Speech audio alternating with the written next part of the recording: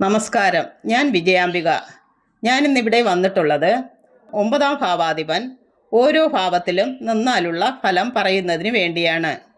9ാം ഭാവം എന്നാൽ ഭാഗ്യസ്ഥാനമാണ്.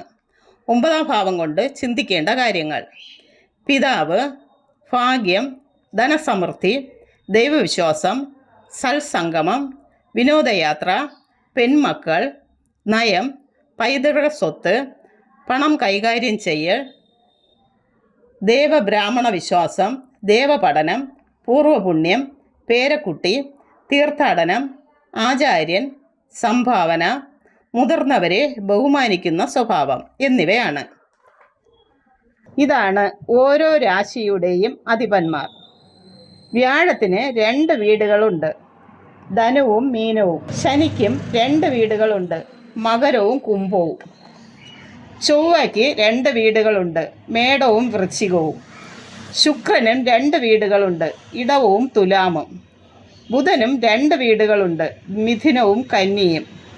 ചന്ദ്രന് 1 വീട്, കർക്കിടകം. സൂര്യന് 1 വീട്, ചിങ്ങം.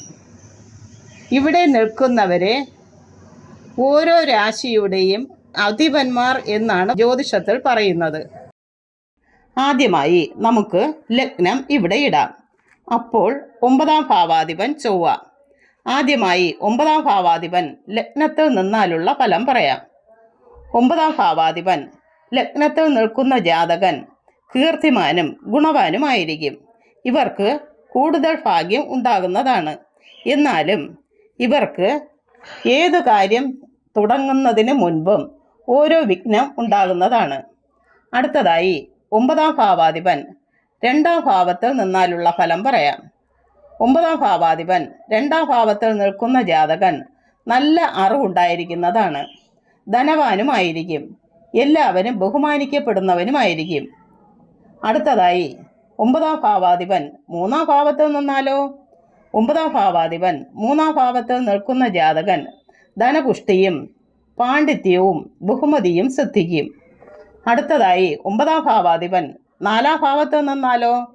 9ാം ഭാവാധിപൻ 4ാം ഭാവത്തിൽ നിൽക്കുന്ന ജാതകൻ ഏതെങ്കിലും ഉന്നത സ്ഥാനം വഹിക്കുന്നവനായിരിക്കും.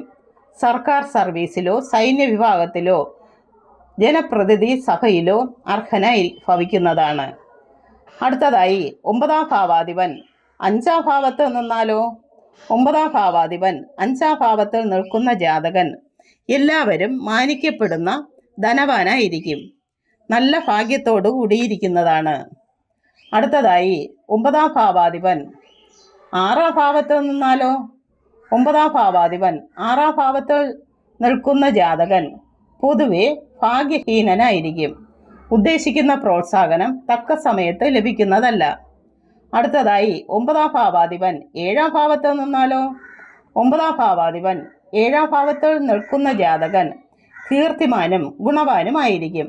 ഭാഗ്യവർദ്ധനവ് ഉണ്ടായിരിക്കും. ഏത് കാര്യം തുടങ്ങിയാലും അതിന് ഒരു തടസ്സം ഉണ്ടാകുന്നതാണ്. 9ാം ഭാവാധിപൻ 8ാം ഭാവത്തിൽ നിന്നാലോ?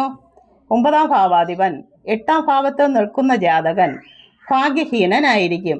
ഉദ്ദേശിക്കുന്ന പ്രോത്സാഹനം തക്ക സമയത്ത് ലഭിക്കുന്നതല്ല. 9ാം ഭാവാധിപൻ 9ൽ തന്നെ നിന്നാലോ? 9ാം ഭാവാധിപൻ 9ൽ നിൽക്കുന്ന ജാതകൻ ധനം, ധാന്യം, സമ്പത്ത്, ഐശ്വര്യം എന്നിവ ഉണ്ടായിരിക്കും. ഭാഗ്യവർദ്ധനവും ഉണ്ടാകുന്നതാണ്.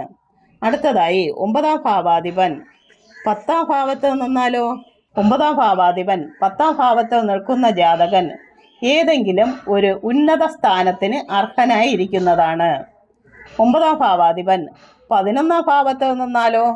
9ാം ഭാവാധിപൻ 11ാം ഭാവത്തിൽ നിൽക്കുന്ന ജാതകൻ എല്ലാവരും മാനിക്കപ്പെടുന്ന ധനഭാഗ്യത്തോടുകൂടി ഇരിക്കുന്നതാണ്. 9ാം ഭാവാധിപൻ 12ാം ഭാവത്തിൽ നിന്നാലോ? 9ാം ഭാവാധിപൻ 12ാം ഭാവത്തിൽ നിൽക്കുന്ന ജാതകൻ പൊതുവെ ഭാഗ്യഹീനനായിരിക്കും. ഉദ്ദേശിക്കുന്ന പ്രോത്സാഹനം തക്ക സമയത്ത് ലഭിക്കുന്നതല്ല.